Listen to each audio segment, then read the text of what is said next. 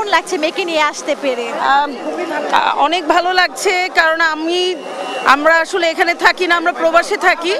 আমি কানাডাতে থাকি, তো এবার আমার মেয়েকে নিয়ে আসতে পারছি, তো খুব ভালো লাগছে। ওকে আসলে দেখানোর ইচ্ছা ছিল যে আমাদের দেশের আমাদের কানাডাতেও আমাদের শহীদ মিনার করা হয়েছে টরন্টোতে, কিন্তু এইটা তো আমাদের সব বাংলাদেশের যে শহীদ মিনার, তো ওখানে আমি নিয়ে আসতে পেরে খুবই ভালো। ওর অভিব্যক্তি জানি, তুমি কি এই প্রথম শহীদ মিনার দেখতে?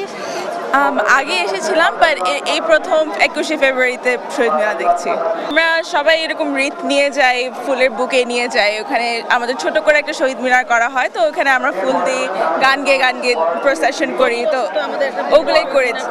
তখন কি ভেবেছিলে বাংলাদেশে এভাবে উদযাপন করা হবে? না, তখনও ভাবিনি যে এভাবে উদযাপন করা হবে। আজকে দেখে কেমন লাগছে? আমার খুব ভালো লাগছে, এত মানুষ দেখে খুব ভালো লাগছে। আমি ইউজুয়ালি অভ্যস্ত না এত মানুষের ভিতরে ফুল